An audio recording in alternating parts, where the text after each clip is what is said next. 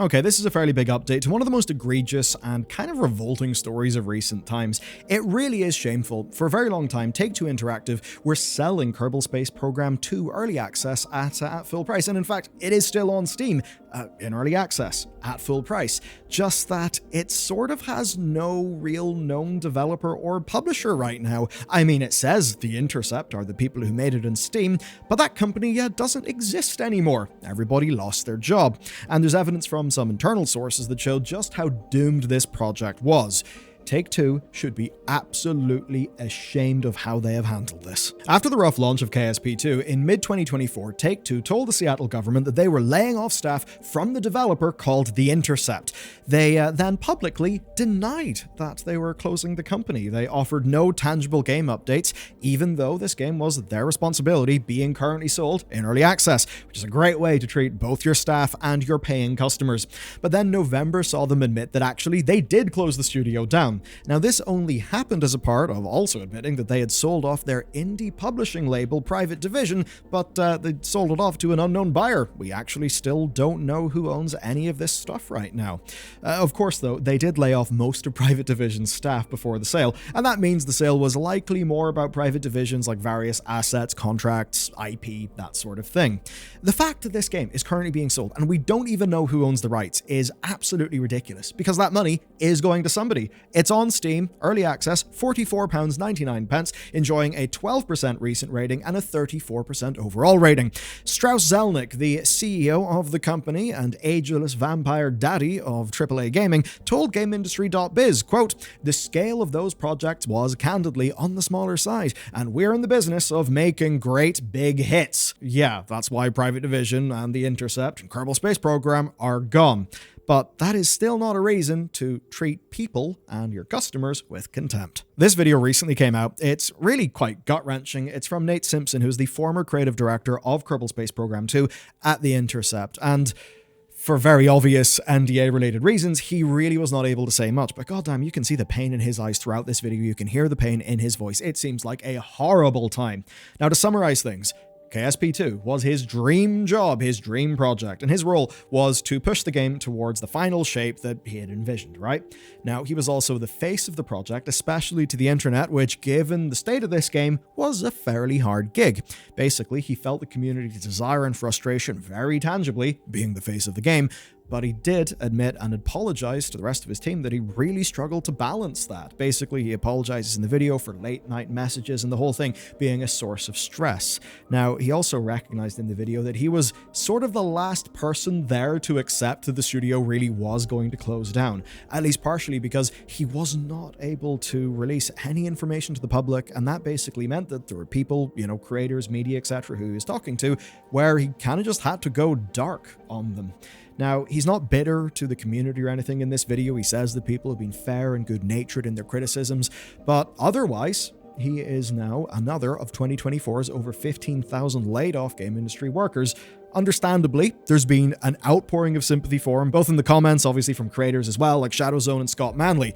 But there's an outstanding question, certainly you'll be wondering after watching his video, why the hell did any of this happen? So here's overall what has been put together. Big picture, Kerbal Space Program 2's early development was a just complete corporate disaster. Here's the short version of all of that. So KSP2 was announced in 2019 under the company Star Theory Games, and it was supposed to launch in 2020, which obviously didn't happen. Now, in 2021, Take-Two established a studio called The Intercept, and they waged minor corporate war against Star Theory.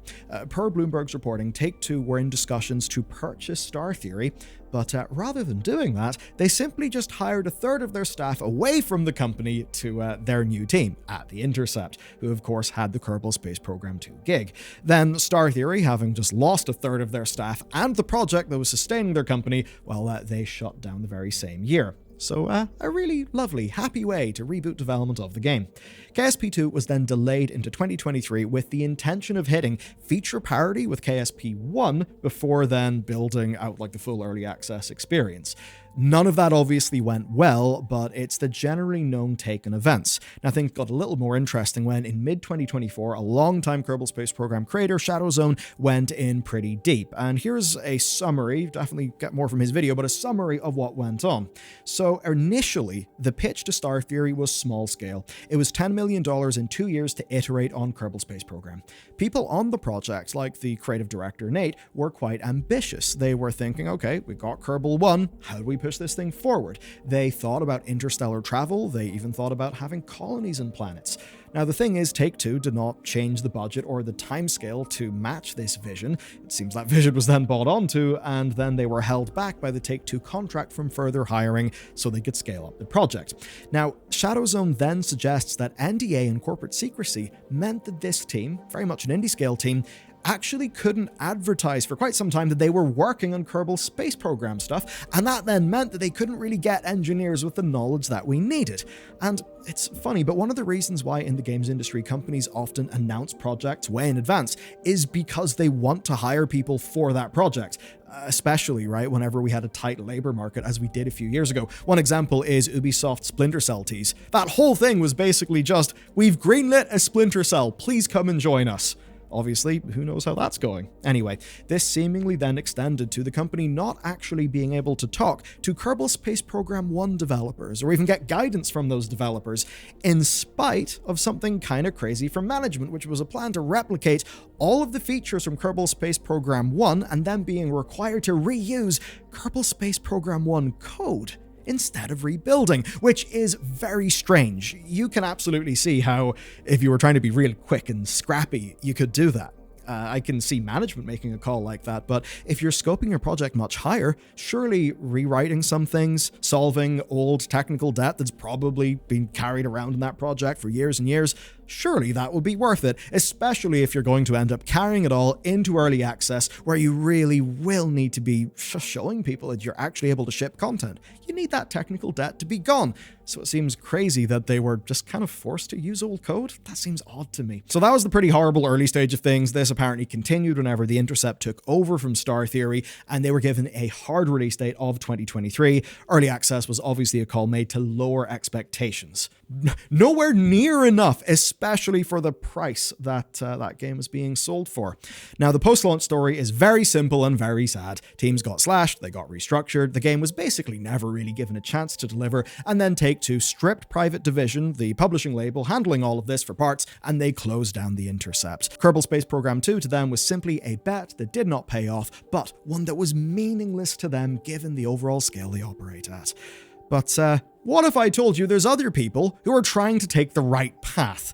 Because turns out there is. The creator of DayZ, Dean Hall, has actually got a studio called Rocketworks. They actually pitched for the Kerbal Space Program 2 gig, right? But per his telling of the story anyway, they didn't land the gig because they focused almost entirely on the technical aspects of the project, rather than basically doing a very art-led pitch. Now, those on the call from the publisher didn't really like that. The implication is that KSP2 was supposed to be like full-fledged big brand energy so that they could have merch, toys, all of those things. So the visuals really mattered. Where this studio was coming in and basically saying a whole bunch of technical things, which probably made loads of sense for development. And it absolutely seems that some of the scrappy reuse of code didn't really help the project that ended up happening. The joke's on them anyway, because Rocketworks is right now developing KSA, Kitten Space Agency, and they're doing so with former Kerbal Space Program developers and modders. Now, at the sort of start of their project, their big focus is on technical performance and scalability. The gamier elements basically will come second, and that actually does make sense given the draw of this game. Obviously, it needs to not be soulless, but I mean, come on, it's a rocketry simulation. You need to have that stuff technically right. So their first focus is a single solar system that can effectively be swapped out or just iterated on by modders. And as for the kittens, basically comedy. I mean, there's definitely something to be said for cats have 9 lives and us blasting kittens all over the place into space. Being lighthearted was a core part of why Kerbal was beloved, because, I mean, so much of it was glorious failure and rocket explosions. And so we're left with two projects that are extremely different where the contrast really does matter. Here, they're focusing on a crazy thing called solid technical foundations in the name of Project Health. It ain't sexy, but it works. They're not just quickly reusing the KSP1 codebase, slapping a few features on, and thinking they can drive some tasty shareholder returns for the company that owns Grand Theft Auto and the absolute banger factory that is Zynga. But there is still a bit of a mystery. Kerbal Space Program 2, because you may have noticed it's still on Steam. Somebody owns Private Division, and that means they own Kerbal Space Program 2. This is one of the weirdest final sections to a video I've done, because the game is for sale right now. Somebody is getting money, right? There's a Steam publisher account, money's going into it, and nobody knows who owns that account or who has access any of that.